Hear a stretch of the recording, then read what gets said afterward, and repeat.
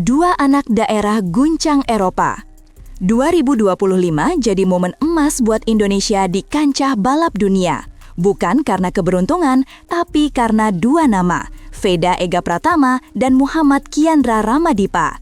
Dua bocah dari Gunung Kidul dan Sleman, dua daerah di Yogyakarta justru menjadikan Eropa sebagai ladang pembuktian.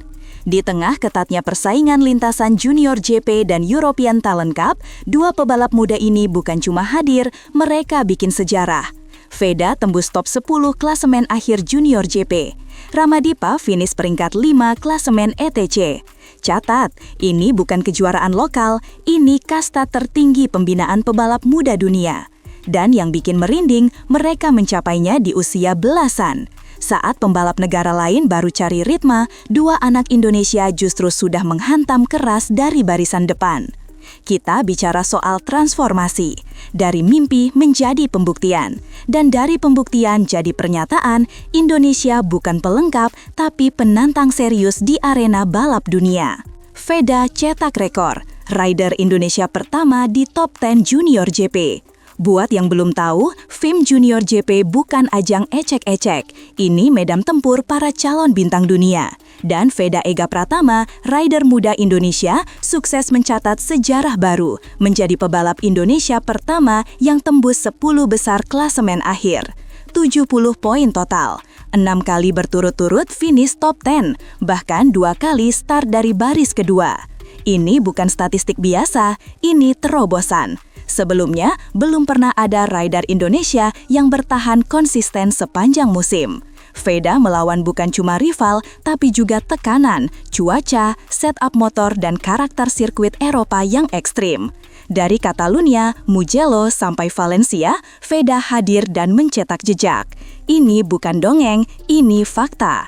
Dan rekor ini jadi pijakan pertamanya sebelum naik ke kejuaraan dunia Moto3. Satu hal yang pasti, kalau Veda sudah pecahkan rekor di Junior GP, siapa yang berani jamin dia tak akan bikin kejutan di Moto3? Ramadipa menang dari posisi 24. Apa yang lebih gila dari menang balapan? Menang balapan setelah start dari posisi ke-24. Dan itulah yang dilakukan Muhammad Kiandra Ramadipa di Barcelona. Lintasan super teknikal, lawan-lawan dari Eropa, Amerika, Jepang. Tapi anak Sleman ini tidak gentar. Ia potong satu persatu rider, naik kelas demi kelas, hingga akhirnya berdiri di podium utama. Itu bukan cuma kemenangan, itu statement keras. Indonesia hadir dan hadir untuk menang. Ramadipa juga juara race di Magny Cours Prancis. Dan sejak race pertama di Portugal, dia langsung naik podium. Konsisten bertarung di 7 besar hampir sepanjang musim. Total 129 poin dan peringkat 5 klasemen akhir ETC. Prestasi ini bukan cuma milik Kiandra, ini milik seluruh rakyat Indonesia yang bermimpi lihat merah putih berkibar di sirkuit dunia. Dan dia masih 15 tahun, ulang tahun pun belum 17. Bayangkan apa yang bisa dia capai 2 atau 3 tahun ke depan. Crash di Valencia, tapi nama mereka tetap bersilar. Putaran terakhir di Valencia 22–23 November 2025. Sirkuit Ricardo Tormo. 2 balapan, 2 insiden. Veda crash di race kedua. Ramadipa jatuh saat fight di depan. Di atas kertas, mereka gagal finish. Tapi tunggu dulu. Publik paddock tetap berdiri dan memberi standing ovation. Kenapa? Karena musim mereka luar biasa. Crash bukan akhir segalanya. Dalam dunia balap, crash adalah bagian dari progres. Dan ketika pembalap bangkit setelah crash, itulah ciri pemenang sejati. Veda tetap finish P10 di race pertama. Ramadipa tetap bertarung gila-gilaan sebelum jatuh. Dan keduanya pulang tanpa cedera. Bagi banyak orang, race Valencia adalah akhir. Tapi buat Veda dan Ramadipa, Valencia adalah titik awal babak baru. Mereka tidak menyerah, dan justru dari luka itu mereka belajar. Di dunia balap, nama bukan ditentukan dari berapa kali kamu menang, tapi seberapa kuat kamu bangkit saat jatuh. Veda siap tembus Moto3 World Championship 2026. Usai musim Junior GP yang brutal, Veda tak istirahat. Ia langsung menatap satu target besar, Moto3 World Championship 2026 bersama Honda Team Asia. Ini bukan sekedar promosi, Ini lompatan ke dunia balap Grand Prix, arena para monster seperti Pedro Acosta, Izan Guevara, hingga legenda MotoGP masa depan. Veda bukan hanya punya skill, dia punya mental baja.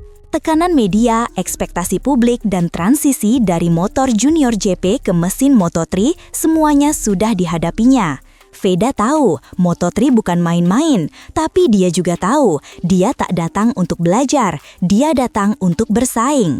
Dengan fondasi kuat di Junior GP, adaptasi teknikal yang semakin matang, dan kerja keras bersama tim Jepang Indonesia, Veda siap bikin kejutan. Dunia boleh tak percaya, tapi Indonesia, kita sudah lihat dengan mata kepala sendiri. Bocah Gunung Kidul ini akan jadi masalah besar buat rider-rider top dunia. Ramadipa, bocah Sleman yang makin ganas. Kalau Veda naik ke Moto3, bagaimana dengan Ramadipa? Jawabannya, dia tetap jadi senjata rahasia Indonesia. Di usia 15 tahun, performa Ramadipa sudah jauh di atas rata-rata pebalap debutan. Dia bisa podium di race pertama, menang di Prancis, gila di Barcelona.